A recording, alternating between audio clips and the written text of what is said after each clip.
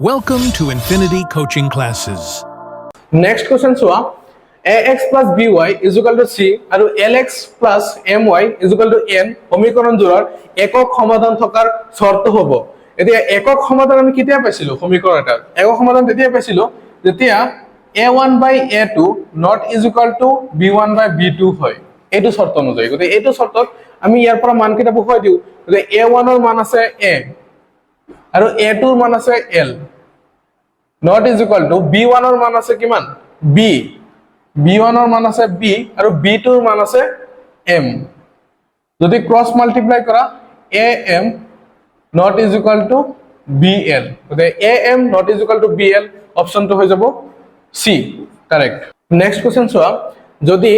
ax plus by is equal to ab আৰু 2x plus 3by is equal to 3b তেন্তে তলৰ কোনটো a সাপেক্ষে y ৰ মান হ'ব যে এটো কৰিব হলে প্ৰথমতে কি কৰিব লাগিব যে অপোনেন্ট পদ্ধতি কৰিব লাগিব অপোনেন্ট পদ্ধতিত যদি ax plus by plus is equal to ab ৰ পৰা এটো মাইনাস কৰো যদি হলে প্ৰথমতে ax ৰ লগত 2 এটা পূৰণ কৰিব লাগিব 2 এটা গোটেটো সমীকৰণৰ লগত পূৰণ কৰিব লাগিব যদি পূৰণ কৰো তেতিয়া আহিব 2ax plus 2by is equal to 2ab ইয়াৰ পৰা মাইনাস হ'ব কোন যে 2ax plus 3by is equal to 3b এটো মাইনাস কৰিব লাগিব যদি মাইনাস কৰো এটো এটো ক্যান্সেল হৈ যাব এটো প্লাস আছে এটো মাইনাস হৈ যাব তে মাইনাস by থাকি যাব কারণ 3by এর পৰা 2by যদি বাদ দিয়া তে by থাকি যাব is equal to ইফালে আছে কি এটো প্লাস আছে মাইনাস হৈ যাব আছে কিমান ab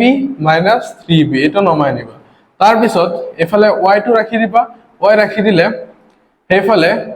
আৰু 2ab আছে 3b আছে ইয়াৰ পৰা b এটা কমন আনা b এটা কমন আনিলে 2a 3 ডিভাইডেড বাই কি হৈ যাব -b দে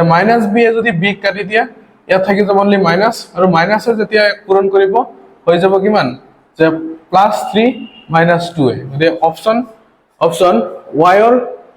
ৰ মান হ'ব a সাপেক্ষে 3 2a 3 2a option B correct তাৰপিছত নেক্সট কোশ্চেন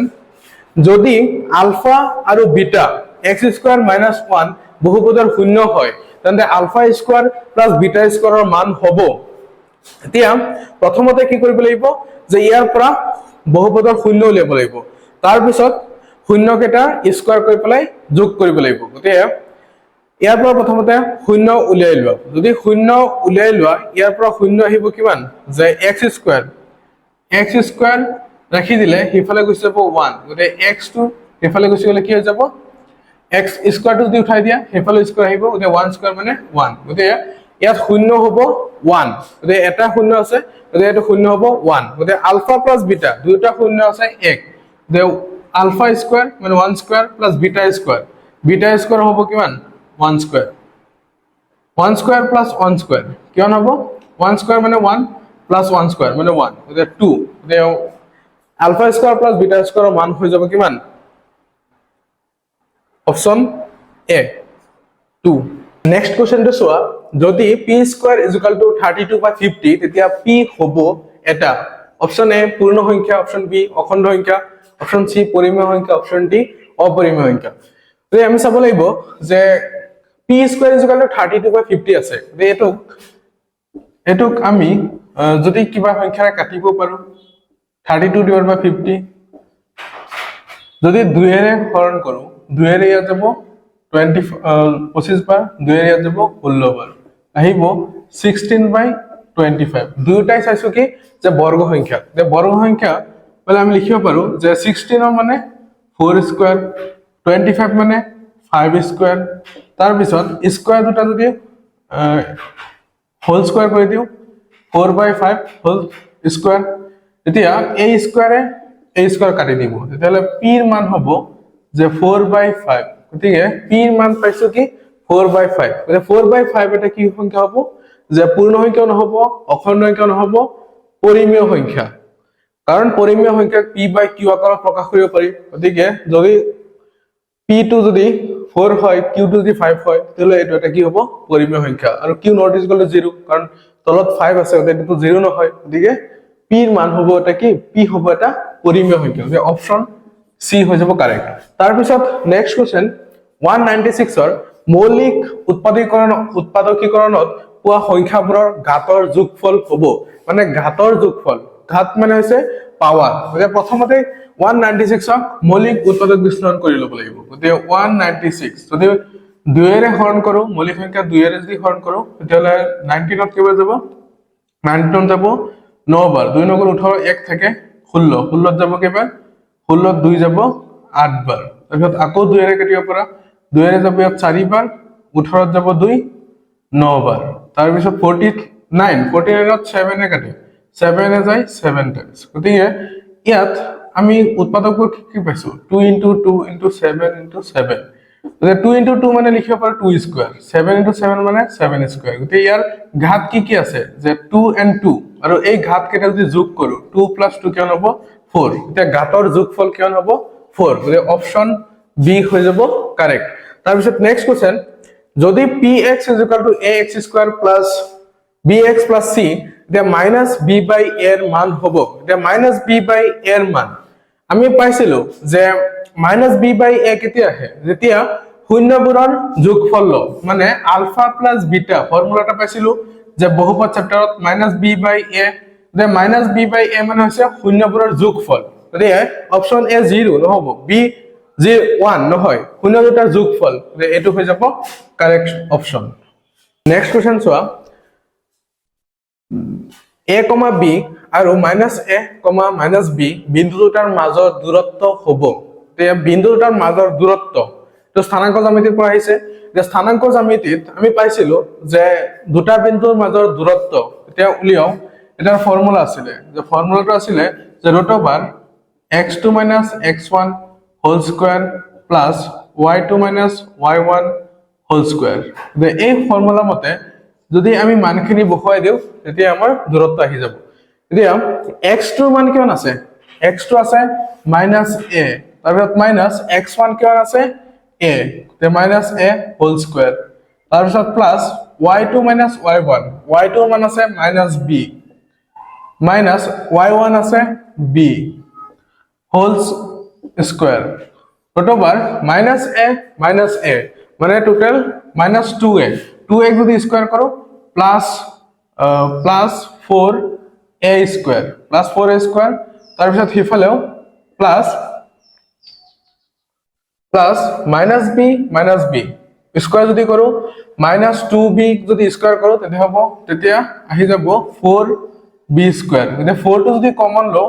আহি যাব 4a স্কয়ার + b স্কয়ার মানে অপশনত আছে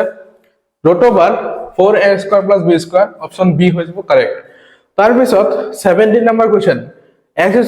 - 2x + 1 = 0 দ্বিঘাত সমীকৰণৰ বাবে x + 1/x ৰ মান হ'ব মানে এই দ্বিঘাত সমীকৰণটোৰ পৰা প্ৰথমতে আমি কি কৰিব লাগিব ইয়াৰ পৰা মূল উলিয়াব লাগিব মানে x ৰ মানটো উলিয়াব লাগিব যদি x ৰ মান উলিয়াব বিচাৰো ইয়াৰ পৰা x² - 2x + 1 ইয়াক কি কৰিব লাগিব মিডল ফ্যাক্টৰ ডিভিজন কৰিব লাগিব যদি মিডল ফ্যাক্টৰ ডিভিজন কৰো x² - 2x + 1 1 * 1 1 হ'ব তাৰ পিছত 1 ৰ উৎপাদক কেইটাৰে যদি আমি যোগ কৰো তেতিয়াহলে 2 পাই যাম তেতিয়াহলে x² - 1 + 1x + 1 তাৰ পিছত x² - 1 * x -x -1 * x -x + 1 ইয়াৰ পৰা যদি x টো কমন লৈ যাও কমন লৈ আহো তেতিয়াহলে x - 1 ৰৈ যাব এফালে যদি -1 এটা কমন লও x - 1 এটা ৰৈ যাব গতিকে x - 1 টো যদি কমন আনো x - 1 ৰৈ যাব x - 1 গতিকে ইয়াৰ পৰা মূল পাই যাম কি x - 1 = 0 গতিকে x = +1 গতিকে x ৰ মান হ'ব +1 এতিয়া যদি এই সমীকৰণটোত x ৰ মানটো বহাই দিও যে 1 + 1/1 তেতিয়াহলে আহিব কিমান যে তলত 1 থাকিব তাৰ পিছত 1 * 1 1 হ'ব ওপৰত কিমান হ'ব 1 + 1 2 গতিকে 2/1 মানে কিমান 2 গতিকে অপচন ডি কারেক্ট হৈ যাব তাৰ পিছত 18 নম্বৰ কোশ্চেন যদি x² - 4x + p = 0 মূলবোৰ বাস্তৱ তেন্তে এতিয়া মূল বাস্তৱ কেতিয়া পাইছিলো যেতিয়া দ্বিঘাত সমীকৰণত আমি এটা সূত্ৰ পাইছিলো যে b² মাইনাছ 4ac ac টো যদি শূন্যতকে ডাঙৰ হয় বা সমান হয় তেতিয়াহে আমি কি পাইছিলো যে মূলবোৰ বাস্তৱ তেতিয়া ইয়াৰ পৰা b আৰু a আৰু c ৰ মান কেইটা বহাই যাও বহালে আমি কি পাই যাম ইয়াৰ পৰা যিকোনো এটা অপচন পাই যাম বা p ৰ মানটো পাই যাম এতিয়া ইয়াত b ৰ মান কিমান আছে -4 যদি -4 ক যদি স্কয়াৰ কৰো -4 ক স্কয়াৰ কৰিলে হৈ যাব প্লাসৰ 16 minus 4 into a c a আছে কিমান a আছে 1 ইনটু c c আছে কিমান c আছে p c আছে p less greater than equal 0 তাৰ পিছত ইফালে কি ৰৈ যাব যে মাইনাস 4p আৰু ইফালে 16 টো যদি ইফালে লৈ যাও 16 হেফালে লৈ গলে -16 এটো মাইনাস কাটি যাব তাহলে p2 ৰৈ যাব তাৰ পিছত হেফালে 4 টো গুছি গলে 16 ৰ যদি 4 এ কাটে 4 মানে অপশন কাৰেক্ট হৈ যাব c নম্বৰ যে p গ্ৰেটাৰ দেন বা ইকুয়াল 4 তাৰ পিছত নেক্সট কোশ্চেনটো চোৱা যদি p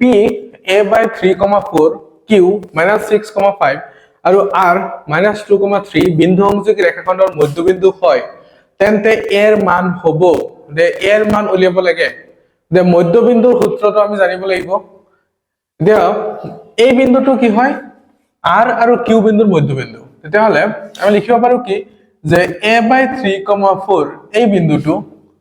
বিন্দুটো মধ্যবিন্দু কাৰ যে এইটো বিন্দু আৰু এইটো বিন্দু তে এই বিন্দুটোৰ মধ্যবিন্দুৰ সূত্ৰ মতে কি আহে যে x1 + x2 তে এই বিন্দুটোৰ x1 আছে -6 তাৰ পিছত x2 আছে -2 কিন্তু ইয়াত হ'ব প্লাস তাৰ পিছত -2 ডিভাইড বাই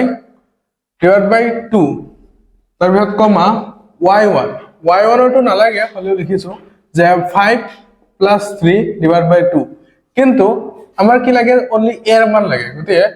অকল এটো ইয়াৰ লগত x ৰ যেটো মান ইয়াৰ লগত ৰিলেট কৰিম যে a/3 হ'ব -6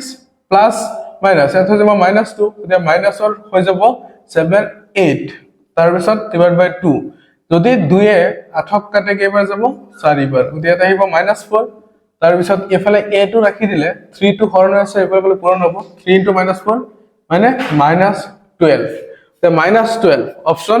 a হৈ যাব কারেক্ট তাৰ পিছত নেক্সট কোশ্চেনটো চোৱা যে 9 tan square a - 9 sec square a যদি এটো সলভ কৰি বিচাৰো প্ৰথমতে 9 টো কমন আহিব যদি 9 টো কমন লোৱা tan square a - sec square a ৰৈ যাব তাৰ পিছত 9 * tan স্কয়াৰ a আমি সূত্ৰটা পাইছিলো যে সূত্ৰটো আছিল যে tan square a + 1 = sec square a দিকে যদি tan স্কয়াৰ a টো ৰাখি দিও তেতিয়ালে কি ৰৈ যায় যে sec স্কয়াৰ a - 1 যে sec স্কয়াৰ a - 1 যে tan স্কয়াৰ a ঠাইত কি ৰাখি দিম যে sec স্কয়াৰ a - 1 ইয়াত যদি লিখি দিও যে sec স্কয়াৰ a - 1 আৰু এফালে আছে -sec স্কয়াৰ a এটো মাইনাসৰ sec স্কয়াৰ a এটো প্লাসৰ sec স্কয়াৰ a কাটি যাব তাৰ পিছত অনলি কি ৰৈ যাব ইয়াত -1 গতে 9 * -1 হৈ যাব -9 গতে অপশন ডি হৈ যাব কারেক্ট তাৰ পিছত নেক্সট কোশ্চেন যদি a b আৰু c ইয়াত হ'ব এটা c হ'ব আৰু c কোন কেইটা abc ত্ৰিভুজৰ অন্তকোণ হয় তেন্তে cosec a + b / 2 = what কিমান হ'ব এতিয়া আমি জানো কি যে যদি ত্ৰিভুজৰ অন্তকোণ তিনিটা যদি যোগ কৰো তেতিয়া কিমান আহে 180 আহে ঠিক এইফালে cosec a + b এটো ৰাখিব লাগিব যদি a + b ইফালে ৰাখি দিও প্লাস c টো ইফালে যাব যদি হেফালে লৈ যাও -c হ'ব তাৰ পিছত যদি দুইফালে 2 এৰে হৰণ কৰি দিও এফালে আহি যাব a + b / 2 হেফালে যদি 2 এৰে হৰণ কৰি কি আহিব যে 90 - c এতিয়া যদি ইফালে cosec লো যে cosec a + b / 2 তাহলে হেফালে আহিব যে cosec 90 - c और c ইয়াত হ'ব ডিভাইড বাই 2 হ'ব ইয়াতে 90 - c তাৰ পিছত cosec 90 - c আমি জানো কি যে cosec 90 মাইনাছ এ কি আছিলে cosec 90 মাইনাছ এ মানে sec দে cosecৰ হল আহি যাব sec sec ৰৈ যাব কি ইয়াত আছে c/2 c/2 গতিকে cosec a plus b divided by 2 ললে কি হৈ যাব sec c/2 গতিকে অপচন ডি হৈ যাব কাৰেক্ট